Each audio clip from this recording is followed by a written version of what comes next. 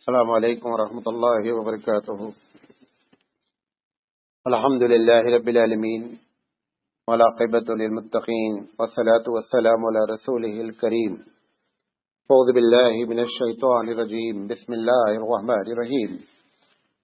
لقد کان لکم فی رسول اللہ اسوۃ حسنہ۔ محترم حضرات، آج جو ہے یہ تقریر کی 8ویں قسط ہے۔ ہم رسول اکرم صلی اللہ علیہ وسلم کی سیرت پر ایک چھوٹی سی کوشش کر رہے ہیں کہ آپ کے سامنے پوری سیرت بیان کی جائے۔ ہم نے کل آپ کو جہاں پہ لا کر کے چھوڑا تھا وہ یہ تھا کہ نبی کریم صلی اللہ علیہ وسلم کی عمر 40 سال ہوئی تھی اور آپ کو وحی سے پہلے کچھ خواب نظر آنے لگے تھے اور آپ غار حرا میں تنہائیوں میں بیٹھ کر کے عبادت کیا کرتے تھے، اور اس عبادت کی میں نے تشریح بھی کر دی تھی۔ اس کے بعد اسی عبادت کے درمیان کی بات ہے کہ نبی کریم صلی اللہ علیہ وسلم غار حرا میں تشریف فرما تھے کہ آپ کو اچانک جو ہے وہ فرشتہ نظر آیا۔ یہ جو فرشتہ ہے جسے جو وحی لے کر کے آیا، وحی کا جو طریقہ ہے وہ کئی ایک طریقہ حدیث سے ثابت ہے۔ کبھی ایسا ہوا ہے اللہ کے رسول کے ساتھ اس کے بعد کہ وہی فرشتہ انسانی شکل میں آ کر کے اس نے اللہ کا کلام بیان فرمایا۔ یہ طریقہ سب سے آسان تھا، جو آپ کو بہت ہی آسانی سے قبول ہو جاتا تھا اور آپ کے اوپر کوئی تکلیف نہیں ہوتی۔ دوسرا طریقہ یہ ہوتا ہے وحی کا کہ پروردگار عالم ڈائریکٹ نبی سے بات کر لیں۔ ایسا بہت کم ہوا، لیکن ہوا۔ معراج میں یہی ہوا، رب نظر نہیں آیا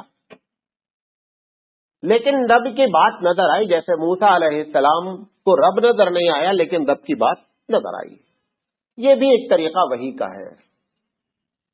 ایک طریقہ یہ ہے کہ دل پر بات رب ڈال دے، نہ فرشتہ نظر آوے نہ رب کی آواز نظر آوے، دل میں بات ڈال دے۔ یہ بھی ایک وحی کا طریقہ ہے۔ بخاری میں ایک وحی کا طریقہ اور لکھا ہوا ہے۔ اللہ کے رسول صلی اللہ علیہ وسلم فرماتے ہیں کہ ہم کو گھنٹی بجنے کی آواز محسوس ہوتی تھی، اور بعض لوگوں نے اس کی تشریح کی ہے، جیسے مکھیوں، شہد کی مکھیاں ہوتی ہیں اور بہت اکٹھا ہو جائیں تو ایک آواز آتی ہے، وہ آواز ہم کو محسوس ہوتی تھی اور تب میں سمجھ جاتا تھا کہ وہی نازل ہونے والی ہے۔ لیکن جب یہ کیفیت ہوتی تھی تو مجھ پر بہت زیادہ وزن ہوتا تھا، حتیٰ کہ ایسا بھی ہوا کہ اگر یہ کیفیت ہوئی اور اللہ کے رسول اونٹنی پر بیٹھے تھے تو اونٹنی بیٹھ گئی، یعنی برداشت نہیں کر سکی۔ یہ مختلف شکلیں وحی کی ہو سکتی ہیں۔ جس میں زیادہ جو شکل پیش آئی اللہ کے رسول کو وہ یہ آئی کہ جبریل نظر آئے یا جبریل انسانی شکل میں نظر آئے۔ اس میں تقریباً 80% قرآن مجید اس طریقے سے نازل ہوا۔ جو سب سے پہلے قرآن مجید کی آیت جبریل علیہ السلام نے نبی صلی اللہ علیہ وسلم کے سامنے پیش کی وہ سورہ علق ہے، اقرأ بسم ربک الذی سے ما لم یعلم تک 5 آیتیں۔ جب انہوں نے کہا پڑھو تو نبی کریم صلی اللہ علیہ وسلم فرمایا ما انا بقاری، میں پڑھا لکھا نہیں ہوں۔ اس میں 2 باتیں ہیں۔ میں آپ کو پہلے بتا چکا ہوں کہ میں اتنا ہی کور کر رہا ہوں جتنا آپ کو بحثیں تو اس میں بے شمار ہیں۔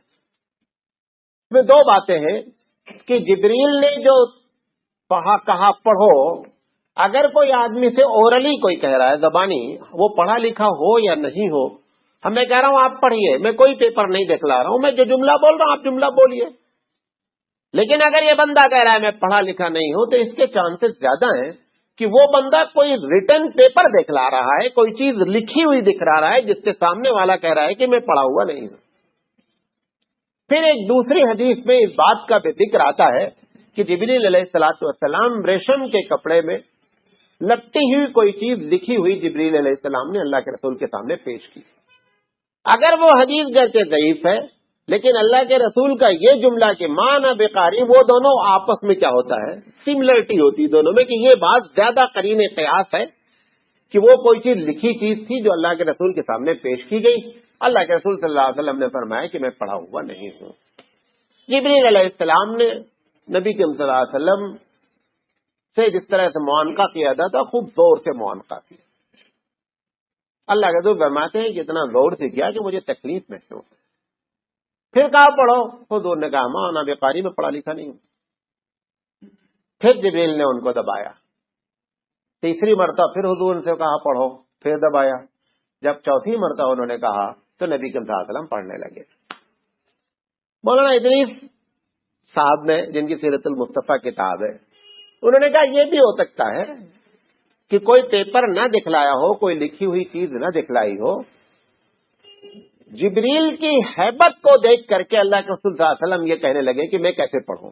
یہ مطلب ہے ماں انا بقاری، کہ میں کیسے پڑھوں، مجھے اتنی ہیبت ہو رہی ہے کہ میں اتنا اندر سے جو ہے وہ گھبرا رہا ہوں کہ ہماری زبان کھل نہیں رہی. یہ معنی بھی بعض لوگوں نے لیا ہے. بہرحال اس کے بعد نبی کریم صلی اللہ علیہ وسلم نے پڑھا وہ 5 آیتیں، اور پڑھنے کے بعد جبریل جو ہے وہ چلے گئے.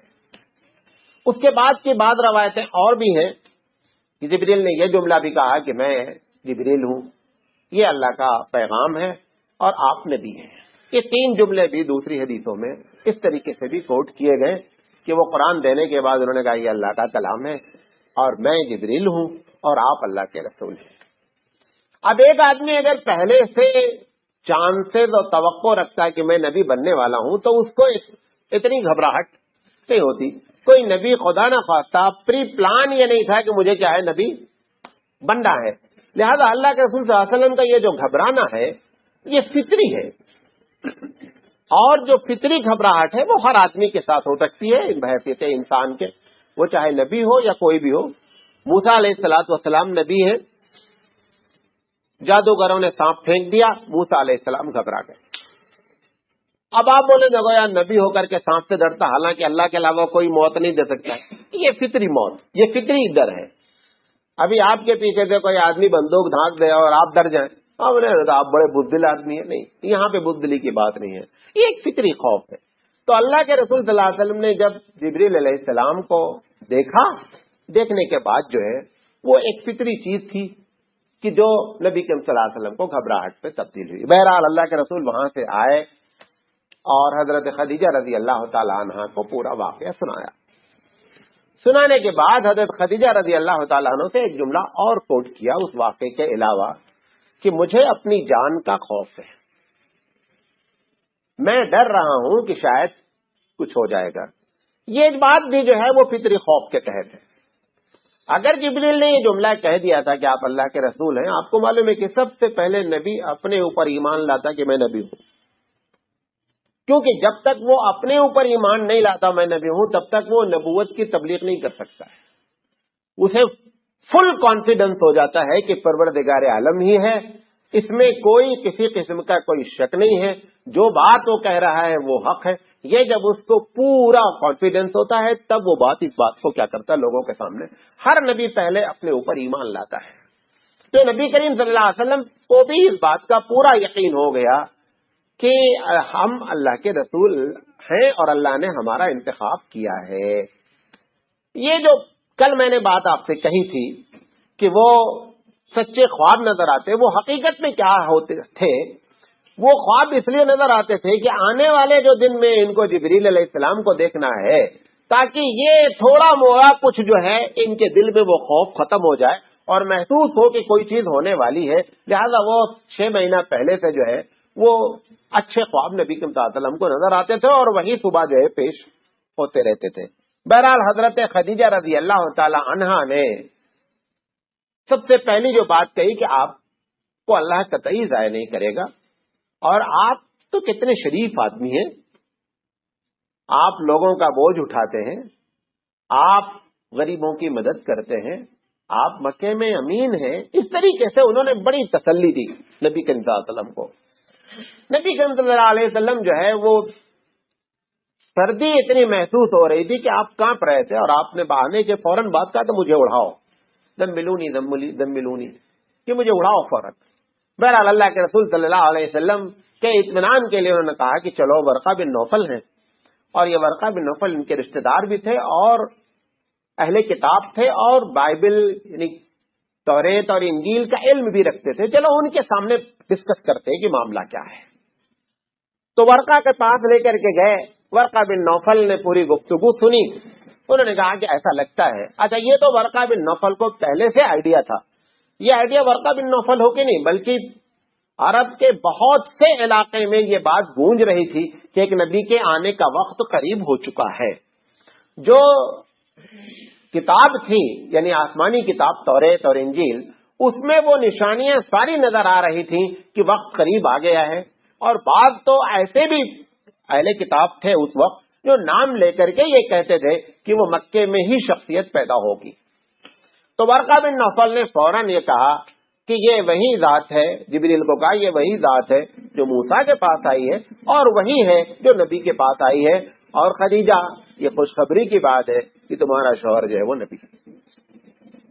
انہوں نے کہا لیکن ایک خطرہ بھی ہے، آپ کی مکے والوں سے زبردست مخالفت ہوگی۔ اللہ کے رسول کو یہ بات اس وقت نہیں ہوا کہ ہم کو تو لوگ امین اور صادق کہتے ہیں، ہم جدھر سے گزر جاتے ہیں ہماری لوگ تعریف کرتے ہیں، تو یہ مکے والے ہمارے مخالف کیوں ہو جائیں گے، کیا ہم نے ان کا بگاڑا ہے؟ اور اسے پھر دوسرا جملہ بھی ورقہ بن نوفل نے کہا کہ اگر میں زندہ رہا لوگ آپ کو مکے سے نکالیں گے، آپ کو اپنے شہر سے نکالا جائے گا، یہ منظر بھی پیش آئے گا، اگر میں زندہ رہا تو میں آپ کو سپورٹ کروں گا۔ بہرحال ورقہ بن نوفل کی گفتگو سے، حضرت خدیجہ رضی اللہ تعالی عنہ کی گفتگو سے نبی کریم صلی اللہ علیہ وسلم کو تھوڑا سے دھیرج بندھی، اور یقینی بات ہے کہ واقعہ جب پیش آتا ہے اس وقت جتنا خوف ہوتا ہے دھیرے دھیرے وہ خوف کیا ہوتا ہے لٹرلی طور پر کم ہوتا چلا جاتا ہے۔ اب اللہ کے رسول صلی اللہ علیہ وسلم کے سامنے مرحلہ تھا کہ یہ جو بات ہم سے اللہ نے کہی ہے اور جو بات اصل نبوت کا بوجھ ڈالا گیا ہے، اب اس بوجھ کو کیسے شیئر کیا جائے، لوگوں تک کیسے پاس کیا جائے۔ تو 3 سال کا جو عرصہ ہے اس میں اللہ تعالیٰ نے نبی کے امتیازات نے فرمایا کہ آپ ڈور ٹو ڈور کام کریں، خفیہ انداز میں کام کریں، اللہ اعلان کام نہیں کریں۔ مصلحت کیا تھی رب جانے، سب سے بڑی یقینی بات ہے کہ اگر کھلم کھلا بات کہہ دی جائے گی تو پہلے دن سے وہ مخالفت شروع ہو جائے گی کہ ابھی ایک بندہ بھی سپورٹ میں نہیں ہے اور مخالفت شروع ہو گئی، تو لہذا کچھ نفوس مکے کے آپ کے ساتھ ہو جائیں، پھر اس کے بعد اعلان کا مرحلہ پیش آئے۔ تو جو لوگ سب سے پہلے آئے آپ جانتے ہیں حضرت خدیجہ رضی اللہ تعالی عنہ، اس کے بعد ابوبکر صدیق رضی اللہ تعالی عنہ، حضرت علی رضی اللہ تعالی عنہ اور زید بن حارث، یہ 4 کے چاروں آپ کے گھر کے فرد ہیں۔ یہ مزے کی بات ہے۔ حالانکہ اگر ہم کیریکٹر کے لحاظ سے صحیح نہیں ہے تو گھر والوں کو سمجھانا بہت بڑا مسئلہ ہے۔ کہتے ہیں کہ کوئی آدمی اپنے گھر کا ہیرو نہیں ہوتا۔ آپ بہت بڑے بزرگ ہیں، بیوی بزرگ ماننے کے لیے تیار نہیں ہوتی۔ آپ باہر آپ کو آگے پیچھے لوگ گھوم رہے ہیں، حضرت عمر رضی اللہ تعالیٰ عنہ سے ایک آدمی شکایت کرنے آیا اپنی بیوی کی کہ ہماری بیوی بہت ہم کو ڈانٹ ڈپٹ کے رکھتی ہے۔ وہ شکایت کی نیت سے حضرت عمر کے پاس آیا۔ وہ آیا تو اندر سے اسے ایسا محسوس ہوا کہ عمر ہی ڈانٹے جا رہے ہیں، وہ بیوی حضرت عمر ہی کو ڈانٹ رہی ہے، کسی بات میں ہو رہی ہوگی میاں بیوی کی بات۔ وہ نکل کر آئے، دروازہ کھٹکھٹایا تو کہا کیا بات، کہا نہیں بات سمجھ میں آ گئی۔ جو فیصلہ پوچھنا تھا اب اس نے کہا آپ ان سے کیا پوچھیں، یہ تو خود ڈانٹ پڑ رہی ہے ان کو، ہم ان سے اسی بارے میں پوچھنے آئے تھے، شکایت کرنے آئے تو خود ڈانٹے جا رہے ہیں۔ تو سب سے جو معاملہ پیچیدہ ہوتا ہے وہ اپنے گھر کا کوئی ہیرو نہیں ہوتا ہے۔ آپ نے مشہور واقعہ سنا نا کہ ایک صاحب بڑے بزرگ تھے تو انہوں نے اپنی بیوی سے کہا کہ میں بھی بزرگ ہوں، انہوں نے کہا ارے تمہارے ایسے بہت دیکھے۔ تو اس نے کہا کہ آج ہم نے ایک بزرگ دیکھا ہے، ہم آنگن میں لیٹے تھے، وہ اڑا جا رہا تھا، نادان بیوقوف میں ہی تھا، تبھی آپ ٹیڑے اڑ رہے تھے۔ یہ کیا ہے؟ یہ بڑا مشہور واقعہ ہے۔ یہ چاہے حقیقت ہو یا نہیں ہو، مانن یہ بات صحیح ہے، حقیقت ہو یا نہیں ہو لیکن مانن یہ بات صحیح ہے کہ کوئی آدمی اپنے گھر کا ہیرو نہیں ہوتا۔ حضرت خدیجہ رضی اللہ تعالی عنہا کا سب سے پہلے اسلام قبول کرنا، آپ اندازہ ہی نہیں کر سکتے اللہ کے رسول کس اعلیٰ اور اخلاق پر فائز ہے۔ پھر دوسرا آدمی جو آپ سے زیادہ، ابھی آپ کتنے بھی آفیسر ہو جائیں، آپ کا جو لنگوٹی یار مل گیا کوئی بچپن کا، ابے کدھر ہے یار، اب وہاں تو آپ ہی پہ تم کو 10 آدمی سلوٹ مار رہے ہیں، یہاں یہ آپ کے پیٹ پہ مار مار کے بات کر رہا ہے، ادھر بات کر رہا ہے، کیوں کیسے معلوم ہے کس کی پنسل چرائی ہے، کس نے کیا کیا ہے، کیا ساری کہانی اس کے سامنے ہے، اس کے دل میں آپ کا تقوی، آپ کی طہارت آ ہی نہیں پاتی ہے۔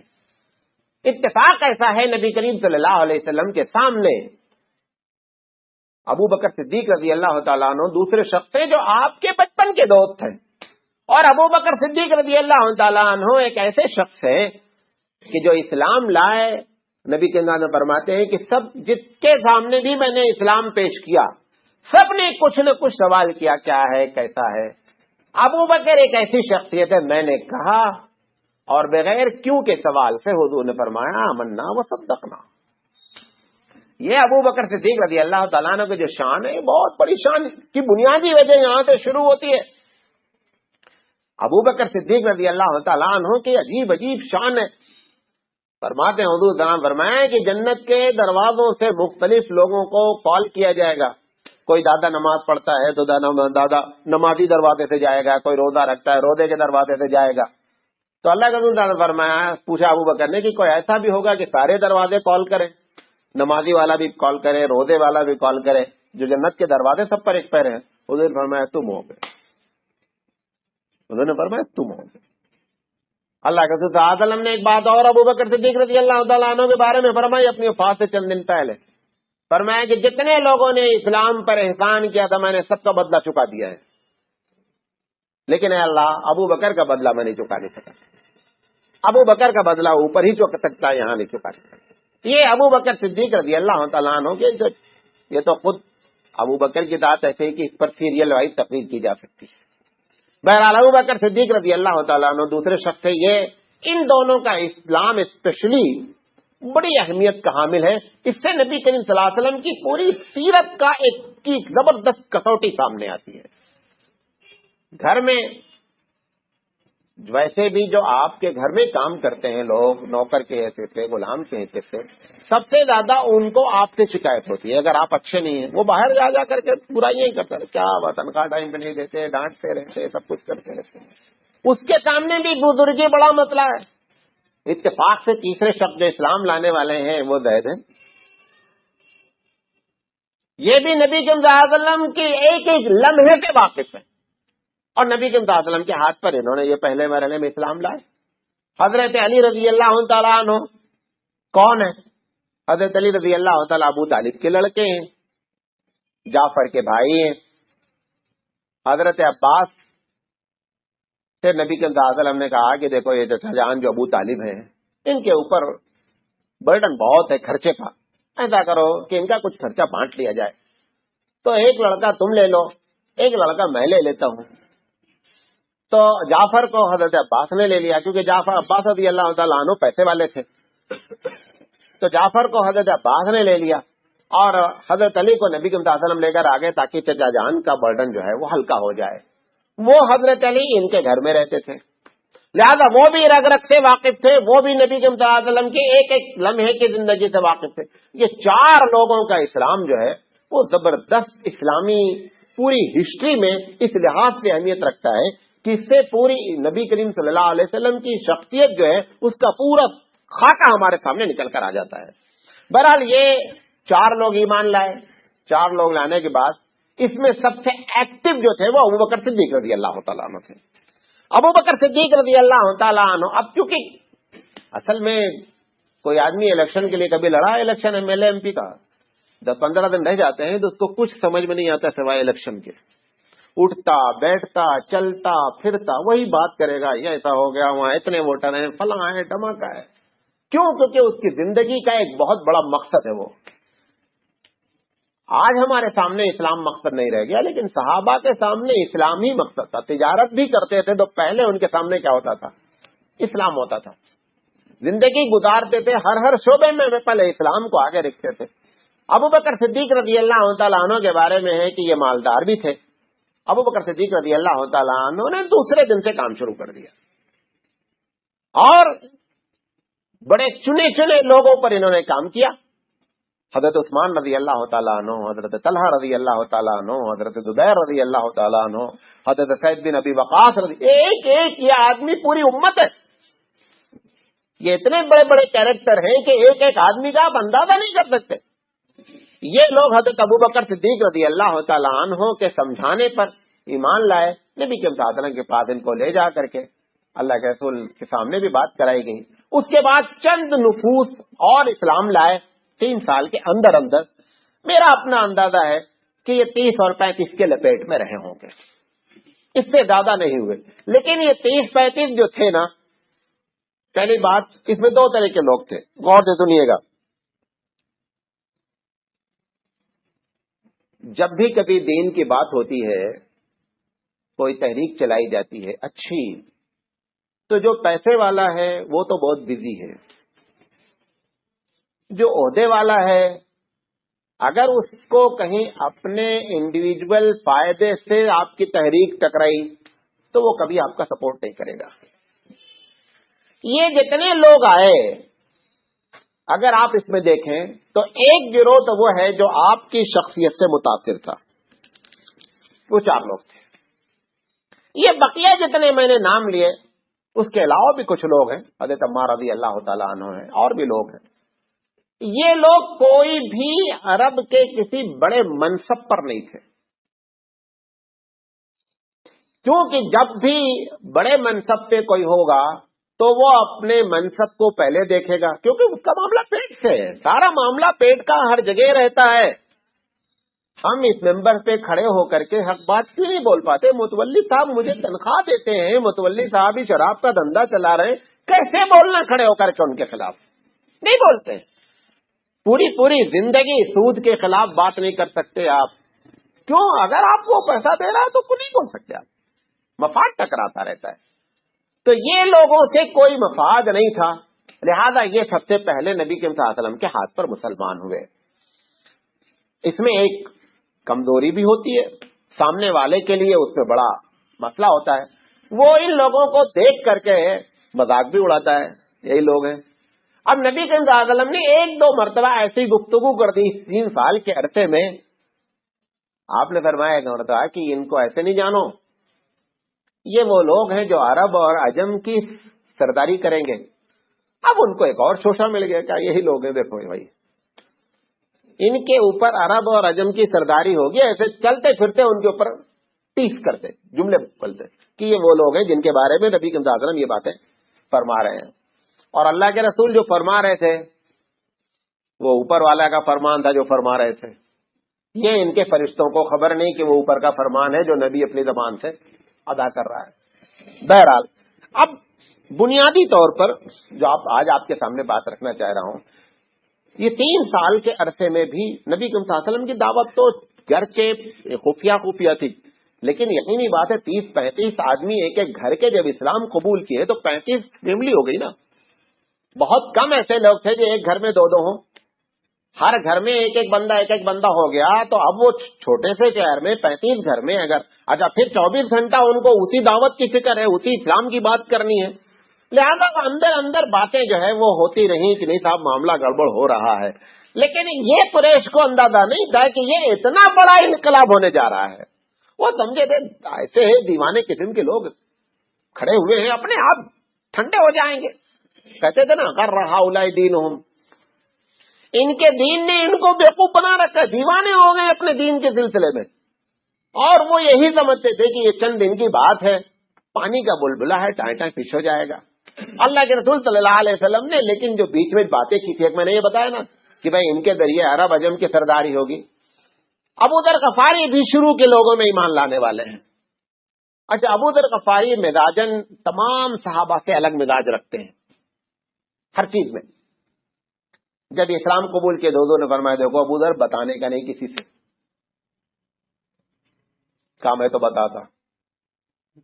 اب یہ جا کر کے وہاں بیت اللہ میں جا کر کے انہوں نے اعلان کر دیا تھا میں مسلمان ہو گیا. ان کو بہت مارا لوگوں نے، بہت مارا بیچارے. ایک دم بے ہوش ہو گئے. بہرحال ابو بکر صدیق رضی اللہ تعالیٰ عنہ نے ان کو بچایا.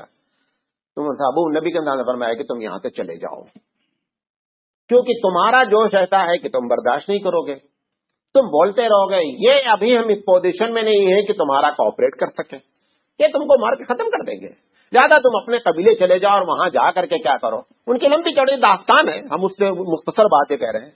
جب وہ جانے لگے تو حضور نے فرمایا کہ تم اس وقت آنا جب اسلام کا غلبہ ہو جائے گا. یہ اللہ تعالیٰ نے نبی کریم صلی اللہ علیہ وسلم کو پہلے دن سے بتا دیا تھا کہ اس کا جھنڈا گڑنا ہے. یہ کوئی بات ڈھکی چھپی اللہ کے رسول کی نگاہ کے سامنے نہیں کہ یہ اسلام کا جھنڈا گڑنا کرنا تھا. ان سے کہا. ایک اور صحابی ہیں، ان کا نام مجھے نہیں یاد رہا، عمر بن افسا ایسے کچھ ان کا نام ہے.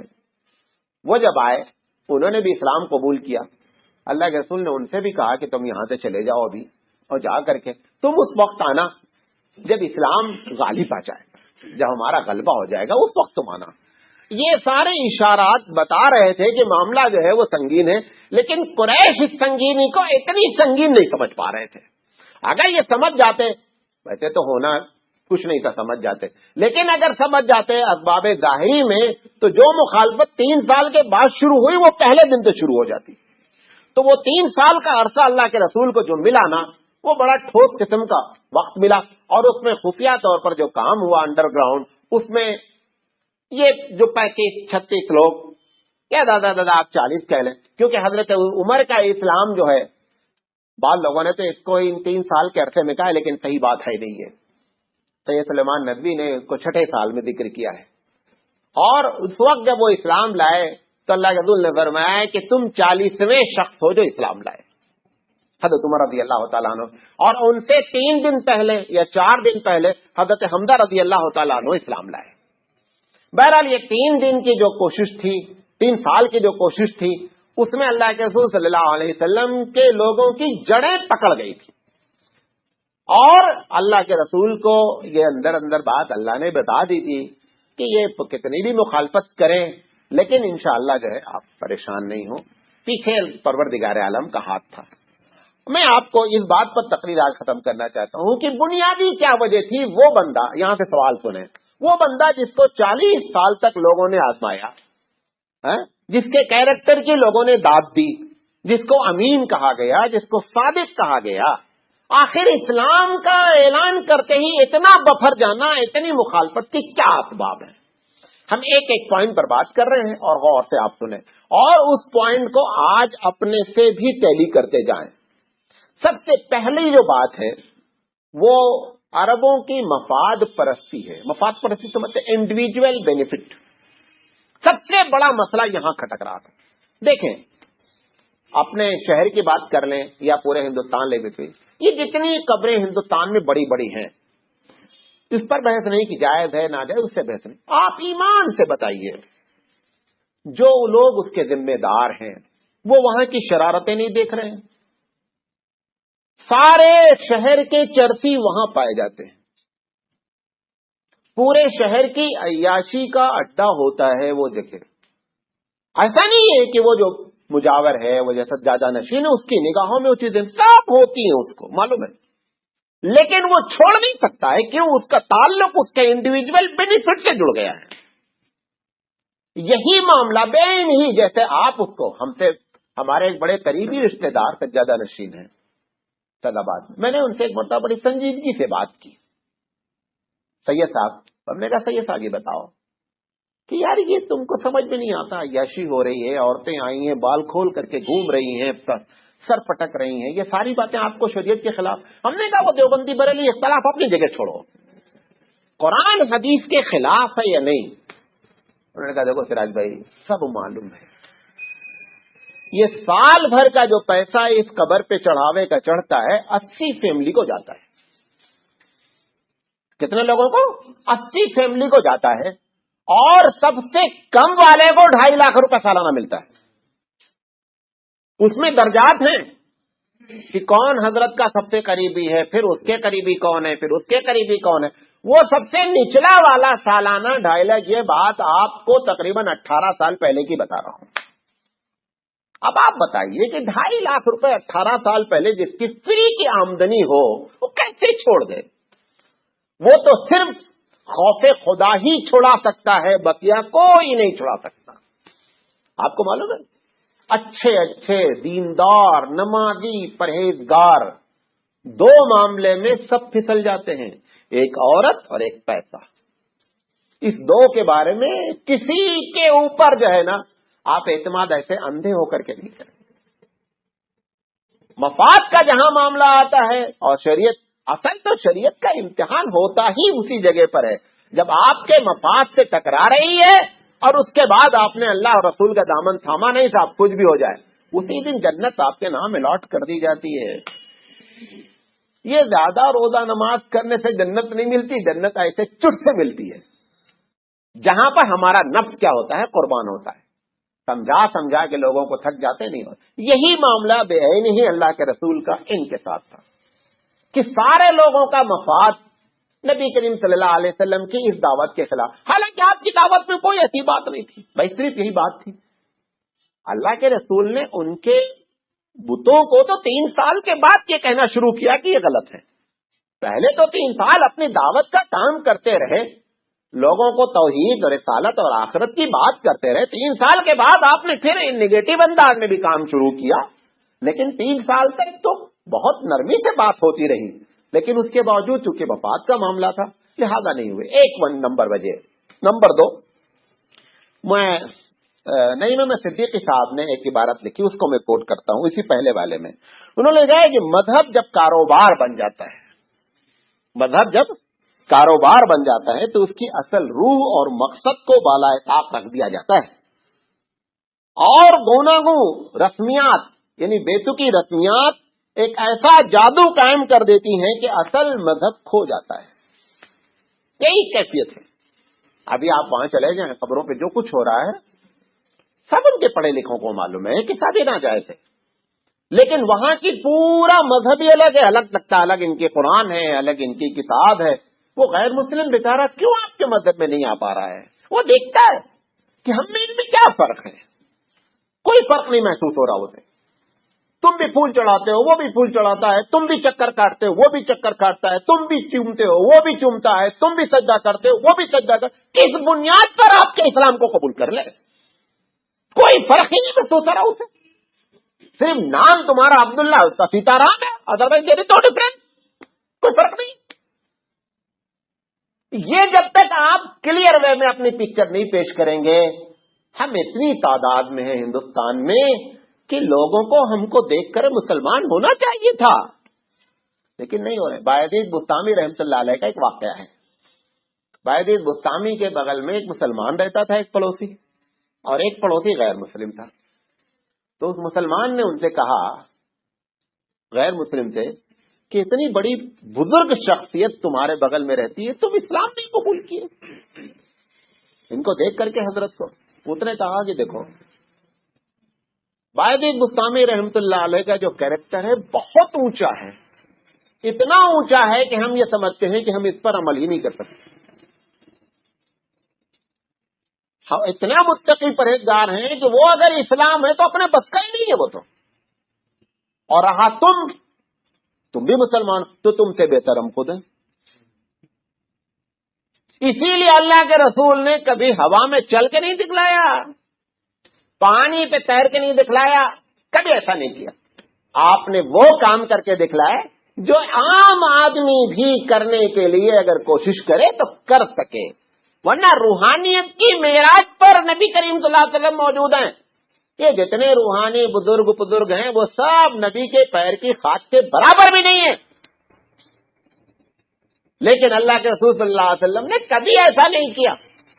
اور اگر کبھی معجزے کے طور پر بات چیزیں ہو گئی تو آپ نے اس کو اپنا کریڈٹ نہیں بنایا کہ دیکھا میں ہی ہوں. نہیں، آج ہم سے اگر کوئی ٹرین 5 منٹ لیٹ ہو گئی، حالانکہ دوسری وجہ سے، دیکھا میں نماز پڑھ رہا تھا اس لیے ٹرین 5 منٹ لیٹ ہوئی آج،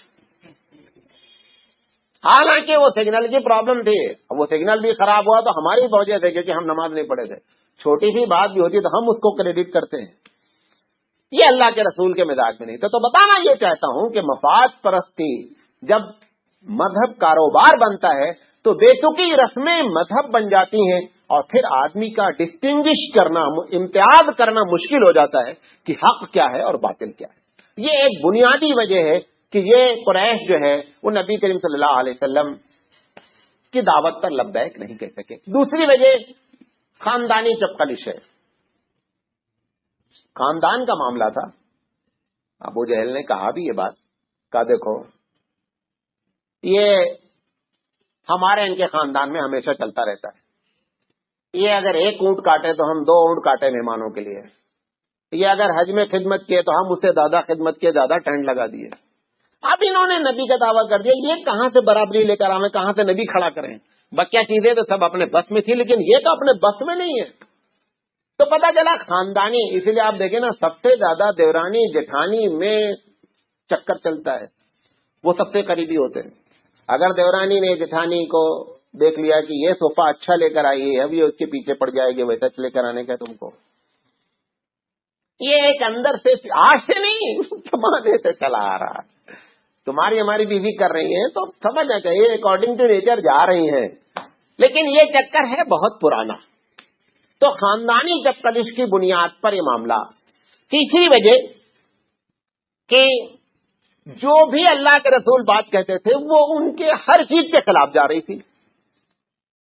بھائی یہ جتنی چیزیں ہیں، جتنا چیزیں ہم نہیں چھوڑ پاتے سب حد نفس ہیں۔ حد نفس کا مطلب کیا؟ ہر چیز ہم کو اچھی لگتی ہے۔ ابھی یہ جو ہولی ہوتا ہے، تہوار ہوتا ہے، اس میں کیا چکر ہے؟ کیا ان کے پڑھے لکھے نہیں سمجھتے کہ اس میں کچھ بھی نہیں ہے، سنجیدگی نہیں؟ لیکن کیا ہے، ہو ہے، ہلا ہے، ہنگامہ ہے، چلانا ہے، ادھر پھینکنا ادھر پھینک۔ اب یہ سب ایک دل کو اچھی لگنے والی چیز ہے۔ ابھی آدمی کسی سے کہو کہ دیکھو نفلی حج کرنے جا رہے ہو، ارے یہ 1 لاکھ روپے 1.5 لاکھ روپے کسی غریب کو اس کا گھر بنوا دو، وہ نہیں کرے گا۔ نہیں تھا وہ ہم نفلی حج کرنے جا رہے ہیں، کیوں؟ آپ جا رہے ہیں، بھاڑ ڈال رہے ہیں، ٹرین پہ 5 آدمی پہنچے ہیں، 10 آدمی اتارنے گئے ہیں، 5 آدمی لینے گئے، یہ سب اندر سے اچھا لگتا ہے۔ وہ 1 لاکھ روپیہ غریب کو دے کر گھر بنا دیے تو بہت پھول ڈالا، بہت اچھا ہے، کسی کو پتا بھی نہیں چلا ہو، وہ نہیں کر پاتے ہم۔ اب میں مولانا صاحب ہوں، آپ میرے پیچھے 10-20 آدمی چلے تو کتنا اچھا لگتا ہے۔ یہ سب انسانی حد ہے، نفس کی خوشیاں، وہ خوشیاں اب اللہ کے رسول صلی اللہ علیہ وسلم جتنی باتیں کر رہے ہیں سب ان کے مزاج کے خلاف۔ بھائی آپ کہہ رہے ہیں کہ شراب نہیں پیو، بتاؤ شرابی کو سب سے زیادہ لطف کس میں؟ شراب پینے میں۔ زانی کو سب سے زیادہ لطف کس میں؟ زنا کرنے میں۔ چور کو سب سے زیادہ لطف کس میں؟ چوری کرنے میں۔ آپ بولیں لا الہ الا اللہ کہہ کے یہ سب چھوڑو، کیسے چھوڑ دینا؟ کیسے چھوڑ دینا؟ تو جتنی چیزیں حقیقت میں وہ ایک ہی کلمہ تھا، لیکن کلہاڑا مارتا تھا تو جڑ سے کاٹ رہا تھا وہ ایک طرف سے، ان کے مذہبی چیزوں پر، ان کی رسمی چیزوں پر، ان کے سماجی چیزوں پر۔ بھائی اللہ کے رسول کہہ رہے ہیں مطلب ظلم نہیں ہونا چاہیے، بیٹیوں کو درگور نہیں کرنا چاہیے۔ اب بیٹیاں درگور کرنا فیشن کس کے یہاں ہو؟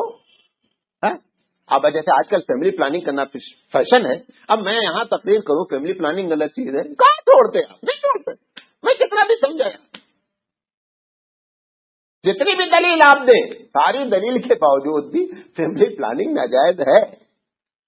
تو آدمی کو جب کوئی بات سمجھائی جاتی ہے، اگر اس کے نفس کے خلاف جاتی ہے تو بہت بڑا مسئلہ ہوتا ہے کہ تو سب چیزوں کے خلاف تھی، لہذا یہ چھوڑنے کے موڈ میں نہیں تھے۔ اچھا، آخری بات ہے، بہت سی وجہ، یہ بات کہہ کر اپنی بات ختم کروں گا۔ دعوے نبوت جس چیز پر منتج ہو رہی تھی، اس جملے کو تھوڑا سمجھ لیں، دعوے نبوت کا جو رزلٹ نکلنے کی بات اللہ کے رسول کہہ رہے تھے، یہ ان کو باؤنسر جا رہی تھی۔ رزلٹ کیا نکلنا؟ بھائی ایک تو کہہ رہے ہیں کہ عرب عجم کی سیادت تمہارے ہاتھ میں جائے گی، دوسری طرف یہ دیکھ رہے ہیں کہ یہ بندہ تو خود یتیم پیدا ہوا ہے، باپ کے پاس پھوٹی کوڑی نہیں ہے پراپرٹی میں، لوگ جو اسلام قبول کیے ہیں وہ 2 کوڑی کے محتاج ہیں، 2-4 کو چھوڑ کر کے۔ جو یہ نتیجہ بتا رہے ہیں کہ دعوت کا کہ اگر اسلام قبول کر لو تو عرب عجم کی سیادت ہوگی، یہ ان کو باؤنسر جا رہی تھی۔ اچھا، دوسری چیز جس چیز کا اقرار کرا جا رہا تھا کہ بیٹا مرنے کے بعد اٹھنا ہے، یہ ان کے اتر ہی نہیں رہی تھی، یہ بھی باؤنسر جا رہی تھی بات۔ کہتے یہ کیسے ممکن ہے یار، ایک آدمی مر گیا، مٹی مل گیا، ہڈیاں گل گئی، سڑ گئی، تو وہ بولتے پھر کھٹ سے کھڑا ہو جاتا۔ اچھا، پھر جس چیز کا وعدہ کیا جا رہا تھا وہ ادھار تھا، نقد نہیں تھا، کیا؟ جنت۔ یہ تینوں چیزیں بھی خطرناک تھیں، جس کی وجہ سے ان کی کھوپڑی میں بات اتر نہیں پا رہی تھی۔ پہلی بات، کتاب عرب اور عجم کی سیادت ملنے والی ہے، وہ دیکھتے تھے یہ 35-36 لوگ یہ کیا کریں گے۔ پھر اللہ کے رسول کہتے تھے کہ مرنے کے بعد کھڑا ہونا ہے کہ عمل کا حساب دینا ہے۔ پھر یہ کہتے تھے کہ اس کے بدلے میں جب نیکی کرو تو جنت ملے گی، جنت بھی ادھار، وہ بھی نہ سمجھ میں آنے والی بات۔ اور پہلی بات وہ، بھائی ایسے کوئی، میں جیسے یہاں پر بیٹھا ہوا کہوں کہ بھائی میں چند دنوں میں جو ہے سپر پاور بننے والا ہوں، آپ کیا سمجھیں گے؟ میرا مذاق اڑانے کے علاوہ اور آپ کیا کریں گے؟ اگر بہت احترام کریں گے، یہاں نہیں بولیں گے، تو اسی مسجد کے دروازے سے شروع کر دیں گے، پگلا گیا ہے مولانا، کیونکہ بات یہ ویسی کر رہے ہیں۔ لیکن جس کو اللہ کے رسول کی نبوت کی حقیقت مل چکی تھی، اس کو 1% بھی گمان نہیں تھا کہ جو حضور کہہ رہے ہیں وہ غلط ہے۔ بھی دوسری طرف ہے، ایک طرف باؤنسر جا رہی بات، دوسری طرف جو لوگ اسلام قبول کر چکے ہیں ان کو اللہ کی بات پر اتنا یقین ہے کہ آپ تصور نہیں کر سکتے۔ تو یہ بنیادی وجوہات تھیں جس کی وجہ سے یہ قریش اللہ کے رسول کے سپورٹ میں نہیں آ پا رہے تھے۔ انشاءاللہ زندگی رہی تو کل ہم گفتگو کریں گے کہ یہ 3 سال کے بعد پھر معاملہ کیسے شروع ہوا اور کیا اسٹیپ اللہ کے رسول نے اٹھائے اور کتنی جو ہے وہ گٹس استعمال کیے دعوت کریں، یہ ساری باتیں آئیں گی تاکہ آپ کو اور ہم کو محسوس ہونا چاہیے کہ ہم دعوت کے لیے کتنی کوشش کریں۔ وآخر دعوانا ان الحمدللہ رب العالمین، سبحان اللہ و بحمدہ، سبحانک اللہم و بحمدک، اشہد ان لا الہ الا انت، استغفرک و اتوب الیک۔